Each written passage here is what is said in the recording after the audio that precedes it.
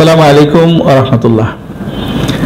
Ilham Dhaka international school ইতিমধ্যে আপনারা অনেকে জেনেছেন এবং অনেকে হয়তো জানার আগ্রহ প্রকাশ করেছেন যে এটি একটি নতুন স্কুল যেটা উত্তরাতে 11 নম্বর সেক্টরে এটা অবস্থিত।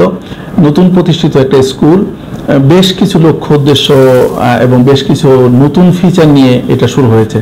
নতুন ফিচার বলতে আমরা অনেক সময় মনে করি যে সব স্কুলই যখন করে বা সব প্রতিষ্ঠান যখন করে তখন তো কিছু নতুনত্বের কথা বলে। আমরা আসলে ঠিক ওই লক্ষ্যে বা ওইভাবে আমরা আসলে নতুনত্বের কথা বলছি না। যেমন আমরা কয়েকটা বিষয় শেয়ার করলে আপনারা বুঝতে পারবেন যে আমরা আমাদের নতুনত্বের জায়গাটা কোথায়। যেমন আমরা ছোটদের, যেহেতু এটা শিশু শিক্ষা নিয়ে আমরা কাজ করছি, ছোট বাচ্চাদের প্রি প্রাইমারি এবং প্রাইমারি নিয়ে আমরা আমাদের যাত্রাটা শুরু হচ্ছে ইলহাম ঢাকা ইন্টারন্যাশনাল স্কুলের। এখানে আমরা প্রথমে একটা ট্যাগ লাইন জুড়ে দিয়েছি যে আমাদের এই স্কুলটার ট্যাগ লাইনটা হলো a homework free English medium Islamic school with Tahfizul Quran. So এই বিষয়টাতে কিন্তু অনেক কিছু পরিষ্কার হয়ে যায় যে এটা একটা হোমওয়ার্ক ফ্রি স্কুল। এখন হোমওয়ার্ক ফ্রি স্কুল বলতে আসলে আমরা যেটা বুঝি যে বাসায় কোনো হোমওয়ার্ক থাকবে না, অনেক স্কুল তো এই কথাটা বলে। আমরা এই জায়গাটায় একটা স্ট্র্যাটেজি আমরা নিয়ে এসেছি যে আসলে এই বলার জন্য না, এটা আমাদের বাচ্চারা স্কুলে যখন পড়ে, যে টিচারের কাছে পড়ে তখন শিখতে পারে না, কিন্তু ওই টিচারের কাছে যখন আবার ব্যাচে কোচিংয়ে পড়ে তখন শিখতে পারে। আমরা বলছি যে আমাদের টিচাররা কোচিং দিয়ে শুরু করবে, স্কুল দিয়ে শেষ করবে। সো এই ব্যাপারটা যেটা দাঁড়াবে সেটা হলো বাচ্চাটা শিখতেছে কিনা বা শেখার তার সাপোর্ট যেটা দরকার সেটা আমরা এখানে দিব। যে কারণে আমাদের বাচ্চারা শুধু সকালে পড়বে না, তারা বিকালে বা সন্ধ্যার সময় রেগুলার তারা কিন্তু এখানে পড়তেছে। অর্থাৎ তার হোমওয়ার্কের যে ব্যাপারটা ছিল, যেমন তাকে অন্য কোনো টিচিংয়ে, অন্য কোনো টিচারের কাছে যাওয়া, কোচিংয়ে যাওয়া বা টিচারকে বাসায় নিয়ে আসা, এই হ্যাসেল মুক্ত করে আমরা ঠিক ওই সাপোর্টটাই আমার স্কুলে তাদেরকে দিবে, ওই কোচিংটাই দিবে, ওই টিচার টিউশনটাই তাকে দিবে। তো এই দায়িত্বটা ইনস্টিটিউশন নিচ্ছে। ইনস্টিটিউশন এটা কেন নিবে? কারণ অনেক জায়গায় দেখা যায় যে না, এটা ইনস্টিটিউশনে এটার জন্য একটা ঝামেলা মনে করতে পারে। আমরা যেটা ফিলসফিতে মনে করি যে স্কুল মূলত বাচ্চাদের যে প্রয়োজন, অভিভাবকদের যে অপারগতার জায়গাগুলোতে তারা সাপোর্ট দিবে। সুতরাং স্কুল তো বা অভিভাবকের যেটা ডিমান্ড আছে, বাচ্চার যে জায়গাগুলোতে পাচ্ছে না তাকে সেই জায়গাটা দেওয়ার জন্য স্কুল মূলত সার্ভিসটা দিবে। এখন স্কুল যদি কাউকে টিউশনি দেয়, স্কুল যদি কোচিংয়ে পাঠায়, তাহলে তো বরং এমনটা হলো যে আমি আমার অভিভাবক হিসাবে আমার বাচ্চাকে স্কুলে পাঠালাম, আবার স্কুলে পড়াশোনা করতে পারছে না বলে স্কুল থেকে আমাকে বলছে যে আপনার বাচ্চা পড়াশোনা করে না, তখন আমি আবার আরেকটা জায়গায় শরণাপন্ন হচ্ছি। এই প্রক্রিয়াটাকে পরিবর্তন করে এনে আমরা চাই যে স্কুলই কোচিং হয়ে উঠুক, স্কুলে টিউশনের একটা জায়গা হয়ে উঠুক, স্কুলে তার সমস্ত ডিমান্ড যেগুলো আছে সেগুলো অপারগতাকে তার পারার ব্যবস্থাটা করুক। এই জন্য আমরা এটাকে হোমওয়ার্ক ফ্রি বলছি। ইংলিশ মিডিয়াম স্কুলের অনেকগুলো কারিকুলাম আছে, আমরা ক্যামব্রিজ কারিকুলামকে ফলো করছি এবং সেখানে একটা কম্বিনেশন আমরা নিয়ে আসছি, এটা ইসলামিক স্কুল বলছি। ইসলামিক স্কুল বলতে কিন্তু আমরা গতানুগতিকভাবে যে বেশ কিছু ইসলামিক কোর্স ঢুকে দিলাম বা কিছু কোর্স দিয়ে আমরা বললাম ইসলামিক স্কুল, বা কিছু দোয়া, কিছু মাসালা, কোরআন শিখালাম, ব্যাপারটা আমরা এটা বলছি না। আমরা বলছি যে আসলে ইসলামিক স্কুল বলতে আমাদের কনসেপ্ট হলো ইসলামাইজেশন অফ নলেজের যে কনসেপ্টটা আমরা লক্ষ্য করি, যেটা 1970s এটা মক্কা ডিক্লারেশনের মাধ্যমে যেটা সারা বিশ্বে প্রসারিত হয়েছিল যে ইসলামাইজেশন অফ নলেজ, নলেজকে কিভাবে ইসলামাইজ করা যায়, এবং পরবর্তী 1990s এটা ইন্টিগ্রেশন অফ নলেজ, বিশেষ করে শিশু শিক্ষায় কিভাবে আমরা ইসলামকে দিতে পারি। এখন দেখেন আমরা যে পরিস্থিতিতে এডুকেশনের যে ডেভেলপমেন্ট আমরা অবস্থান করছি, সেখানে শুধুমাত্র যদি কোরআনের বা হাদিসের যে মাসালাগুলো যদি আমরা আলোচনা করি তাহলে কিন্তু আমরা এই বিশ্বে টিকে থাকতে পারবো না। তখন আমাদের কি করা দরকার? আমাদের জ্ঞানের প্রত্যেকটা শাখা প্রশাখা ইসলাম কি বলেছে সেটা দেওয়া দরকার, এবং এই মুভমেন্টটা শুরু হয় ইন্টিগ্রেশন অফ নলেজের মধ্য দিয়ে। মুসলিম বিশ্বের অনেক দেশে এটা প্রচলিত আছে, আমাদের দেশেও হয়তো অনেকে চেষ্টা করেছেন বা আমাদের জানা নেই। তো আমরা যে কাজটা করতে চাচ্ছি যে আমাদের বাচ্চারা ক্যামব্রিজ কারিকুলাম পড়বে, ক্যামব্রিজ কারিকুলামের প্রত্যেকটা লেসন তারা পড়বে। লেসন পড়ার সাথে শেষ অংশে যে এই লেসনের সাথে কোরআন সুন্নাহ বা ইসলামের সম্পৃক্ততা, ইসলামের এভিডেন্স সেখানে আছে কিনা সেটা তারা তুলে দেবে।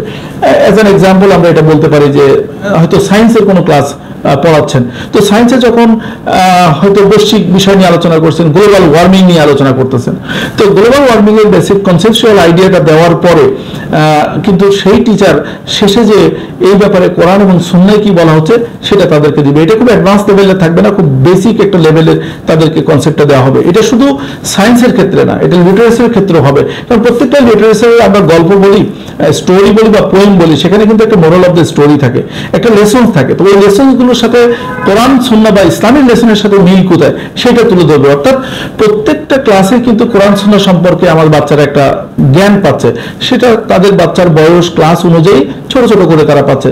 যে জায়গাটা আমরা এই কাজটা করতে চাচ্ছি যে কারণে, সেটি হলো যে স্কুল তো মূলত বাচ্চাদের বা শিশুদের বা সন্তানদের ভবিষ্যতে তারা কিভাবে লাইফটাকে লিড করবে, সেখানে প্রবলেম যখন ফেস করবে তখন তারা কিভাবে সলিউশন খুঁজে বের করবে, এর প্রক্রিয়াটা শিখে দেওয়া হলো স্কুল। সুতরাং আমরা মনে করছি যখন তার পাঠের ক্ষেত্রে যে প্রবলেমগুলো আছে সেই সলিউশন যদি আমরা কোরআন সুন্নাহ থেকে দিতে পারি, তাহলে ভবিষ্যতে তারা কি করবে, যখন কোনো প্রবলেম পড়বে, তখন সাহিত্যে যখন পাবে না, কোথাও যখন পাবে না, তখন চিন্তা করবে let us try to find out the solution from the Quran and Sunnah। তখন ওই যে প্রক্রিয়াটা শুরু হলো, তখন একজন ডক্টর যখন চিকিৎসা খুঁজে পাবে না, তখন কোরআন সুন্নাহ গবেষণা করা শুরু করবে। একজন ইঞ্জিনিয়ার যখন সে পাবে না, তখন কোরআন সুন্নাহ হয়তো খোঁজার চেষ্টা করবে। কারণ তার অলরেডি একটা ফিলোসফিক্যাল ডেভেলপমেন্ট, একটা ফাউন্ডেশন হয়ে যাচ্ছে যে সবকিছু কিন্তু কোরআন এবং সুন্নাহর মধ্যে আছে, যেটা আমরা বলি দিন হলো পরিপূর্ণ। সুতরাং দিনের জ্ঞানটাও কিন্তু পরিপূর্ণ হওয়া দরকার। তো এই প্রক্রিয়াটার জন্যই আমরা বলছি এটা ইসলামিক স্কুল। ফাইনালি আমরা এটাকে উইথ তাহফিজুল কোরআন বা হিফজুল কোরআন, যেটা আমাদের প্রচলিত পরিভাষা, আমরা হিফজটা দিব। কিন্তু হিফজের জায়গা থেকে আমরা একটু চেঞ্জ এনেছি, এবং প্রথম চেঞ্জটা আমরা আনার চেষ্টা করেছি সেটি হচ্ছে যে আমাদের বাচ্চারা নিচে ফ্লোরে না বসে চেয়ার টেবিলে বসে পড়বেন। দ্বিতীয় যেটা এনেছি যে ক্রাউডেড সাথে পাশাপাশি বসে যে পড়ার প্রবণতা, এটা থেকে একটু বেরিয়ে এসে একটা সাইলেন্ট একটা এনভায়রনমেন্ট, কনসেন্ট্রেশনটা যেন ভালো দিতে পারে এরকম এনভায়রনমেন্ট আমরা বাচ্চাদেরকে দিতে চাই। তারা খুব নিজেদের মতো করে নিজেদের আনন্দ উপভোগ করে যেন হিফজ পড়ে, সেরকম একটা প্রক্রিয়া করব। আমাদের স্কুলের একটা বিশেষ ফিচার হলো, এবং এই ফিচারটা আমি মনে করি যে অনেক দেশে আছে, আমাদের দেশে হয়তো এখন নতুন শুরু হতে পারে, সেটি হলো হিফজের ক্ষেত্রে 30 পারা যারা হাফেজ হন তাদেরকে শুধু আমরা হাফেজ হিসেবে মানে কনসিডার করি। কিন্তু যে 5 পারা 10 পারা 15 পারা 20 পারা 25 পারা মুখস্থ করছে সেও কিন্তু হাফেজ, ফার্সিয়ানি হলেও কিন্তু সে কোরআনের হাফেজ। আপনারা খেয়াল করে দেখবেন যে আন্তর্জাতিকভাবে বিভিন্ন সময়ে প্রতিযোগিতা হয়, এবং 30 পারার প্রতিযোগিতাও যেমন হয়, 10 পারার প্রতিযোগিতা হয়, 20 পারার প্রতিযোগিতা হয়, 15 পারার প্রতিযোগিতা হয়। তাহলে দেখা যাচ্ছে এই যে প্রবণতা, আমাদের সব ছাত্রদেরকে হিফজ না করেও কিন্তু হিফজে প্রপোর্শনালি কিন্তু হাফেজ হতে পারে। সবচেয়ে গুরুত্বপূর্ণ যে জায়গাটা সেটা হলো যে হাফেজ তো হবে, তার চেয়ে বেশি গুরুত্বপূর্ণ হলো কোরআনের তেলাওয়াতটা সহি করা। আমরা এই জায়গায় যেটা করেছি যে হিফজ বিভাগ আমাদের যেটা আছে সেটিকে আমাদের পুরো কারিকুলামের সাথে কোরআন তেলাওয়াত করা, যেটা কায়দা এবং নাজেরা এবং কিছু অংশ মুখস্থ করে, এটা বাধ্যতামূলক সকল ছাত্রদের জন্য। ইলহাম ঢাকা ইন্টারন্যাশনাল স্কুলের প্রত্যেকটা স্টুডেন্টের জন্য এটা বাধ্যতামূলক।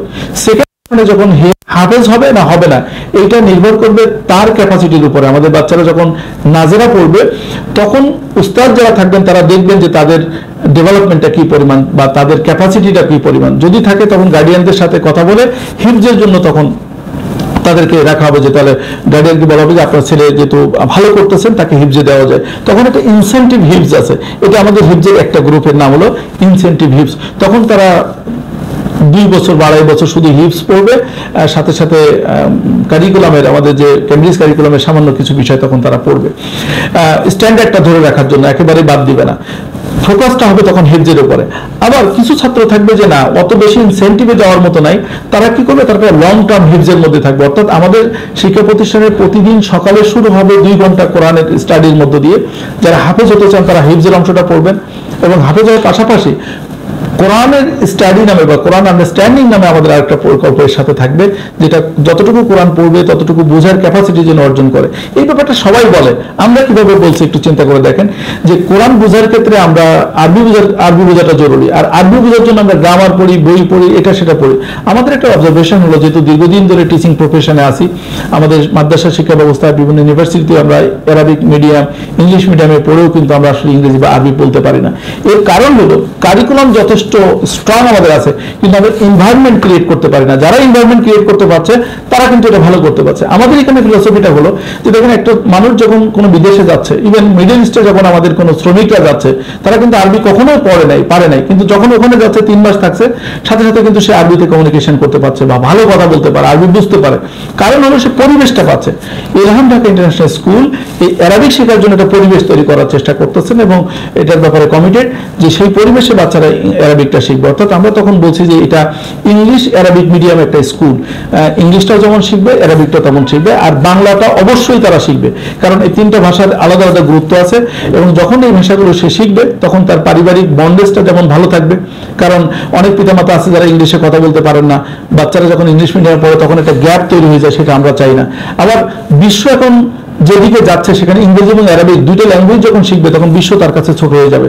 তো এই পরিবেশের কারণে আমরা কিন্তু আলাদা একটা হিফজের মধ্য দিয়ে অ্যারাবিক ল্যাঙ্গুয়েজ আন্ডারস্ট্যান্ডিং এবং কোরআন আন্ডারস্ট্যান্ডিং এর ব্যাপারটা আমরা নিয়ে এসেছি। আরেকটা ব্যাপার আমাদের কাছে আছে, তাহলে একটা ইনসেন্টিভ হিপস গেল, একটা লং টার্ম হিপস গেল।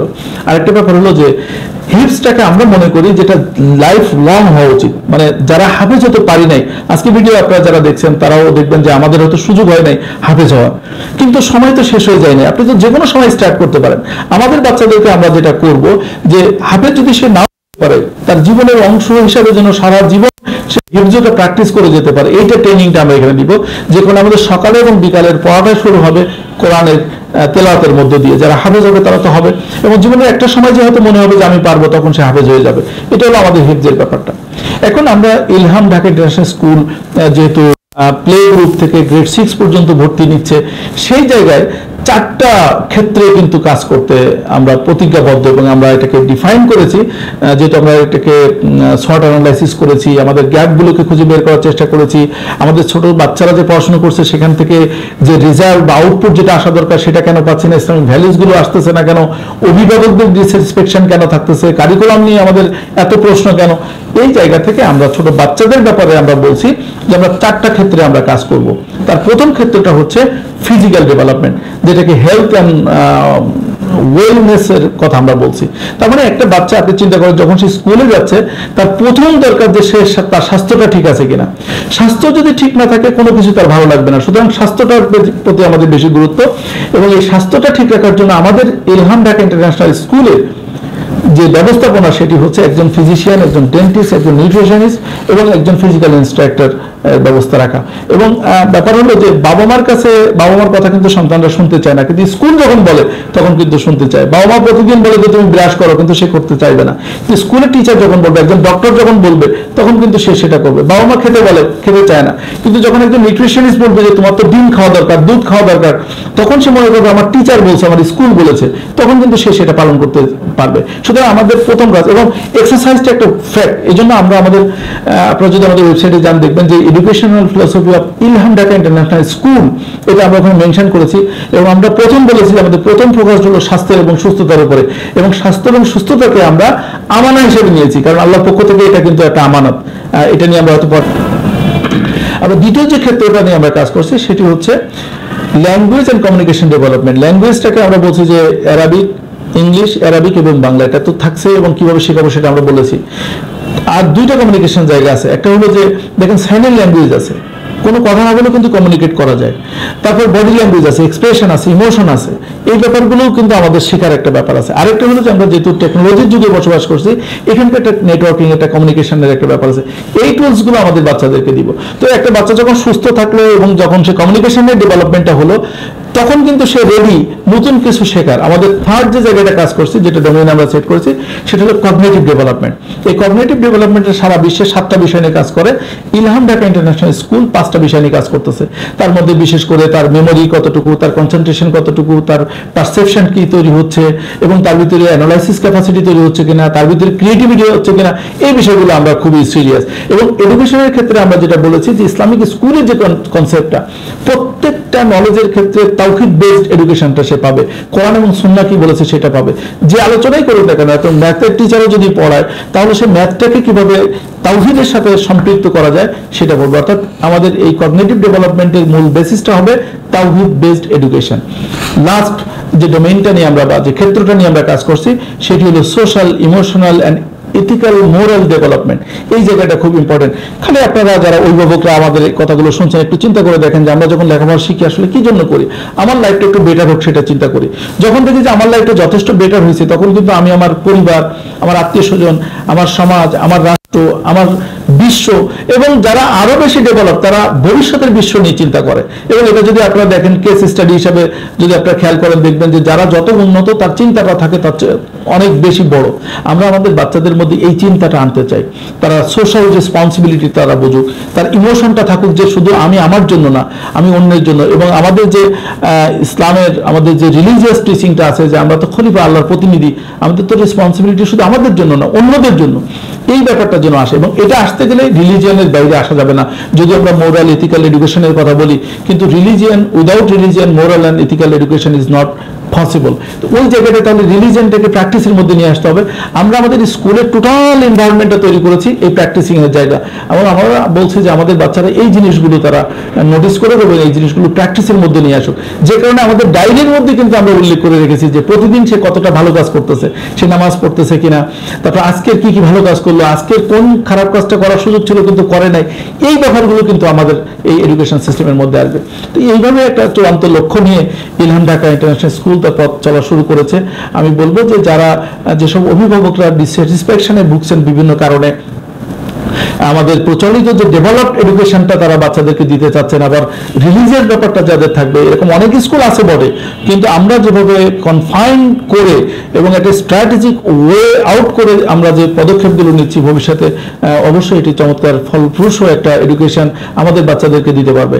একটা চ্যালেঞ্জের কথা এখানে না বললেই নয় যে আমাদের শিক্ষক বা আমাদের স্টাফগুলো এই মেসেজটা কনভে করতে পারবে কিনা, আমরা সেই লক্ষ্যেও কাজ করতেছি। আমাদের টার্গেটটা হলো যে এই টিচারদেরকে ট্রেনিং দিয়ে তাদেরকে এই মেসেজগুলো যেন কনভে করতে পারে, এটাকে ইমপ্লিমেন্ট করতে পারে ক্লাসে, সেটার জন্য আমরা চেষ্টা করতেছি।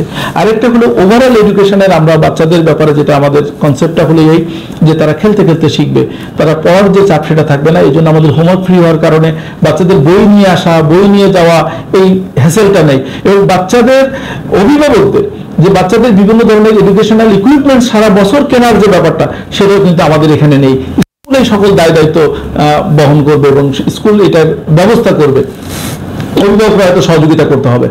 আরেকটা বিষয় যেটা যে আমরা বলছি যে আমাদের বিশেষ করে ঢাকা শহরের কথা যদি বলি যে আমাদের বাচ্চারা পড়ালেখা শিখতেছে, গ্রেড পাচ্ছে, কিন্তু লাইফ স্কিলস কিন্তু পাচ্ছে না। অর্থাৎ জীবনের অনেক কিছু তারা না পারার অবস্থা নিয়ে পার হয়ে যাচ্ছে। যেমন আমি যদি এখন আমরা ঢাকা শহরে যদি একটা কেস স্টাডি করি যে কতজন বাচ্চারা সাঁতার কাটতে জানে, কতজন সাইকেল চালাইতে জানে, মানে এই যে মানে প্র্যাকটিক্যাল লাইফের আমার যে জায়গাগুলো স্কিলগুলো সেগুলো কিন্তু খুবই রেয়ার পাওয়ার ক্ষেত্রে। সারা বিশ্বে প্রায় 120টা বা প্লাস লাইফ স্কিল শেখানো হয়, স্কুলগুলোতে শেখায়, একটা লেভেলের ইউনিভার্সিটিতে শেখায়, নানা পর্যায়ে শেখায়। আমরা এখানে বেসিক কিছু স্কিল নিয়ে কাজ করতেছি ইলহাম ঢাকা ইন্টারন্যাশনাল স্কুল।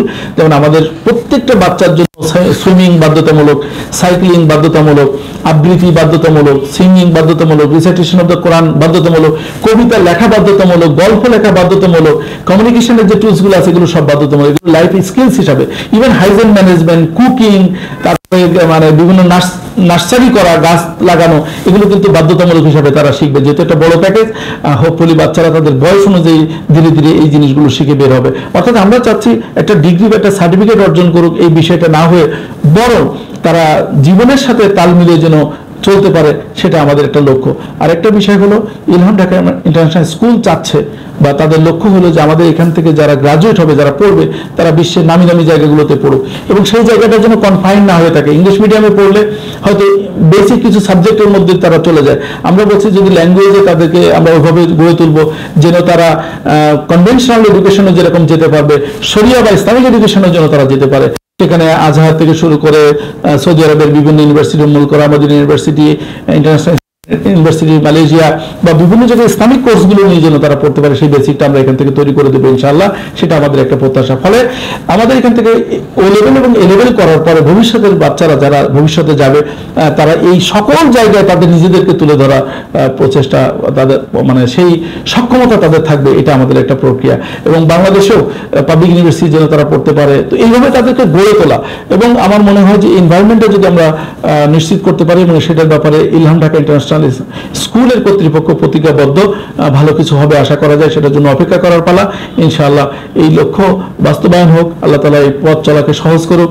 আপনারা সবাই সহযোগিতা করবেন, পরামর্শ দিবেন, এই পরামর্শের আলোকে যেন আমরা চূড়ান্ত লক্ষ্যে পৌঁছাতে পারি। একটা স্লোগান আমরা বলি, লক্ষ্য আমাদের ঠিক থাকবে, পদ্ধতিতে পরিবর্তন হবে। সুতরাং লক্ষ্য থেকে আমরা বিচ্যুত হব না।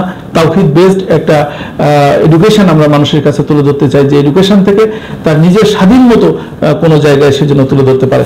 আরেকটা বিষয় আমি ভুলে গিয়েছিলাম, সেটা তুলে ধরা দরকার। সেটা হলো আমাদের 6 দিনের স্কুলের একটা দিন আছে, যে দিনটা বলা হয়েছে যে এই ডে ফর ইউ, প্রত্যেক বাচ্চার জন্য স্বাধীনভাবে ওই দিন সে এখানে অতিবাহিত করতে পারবে।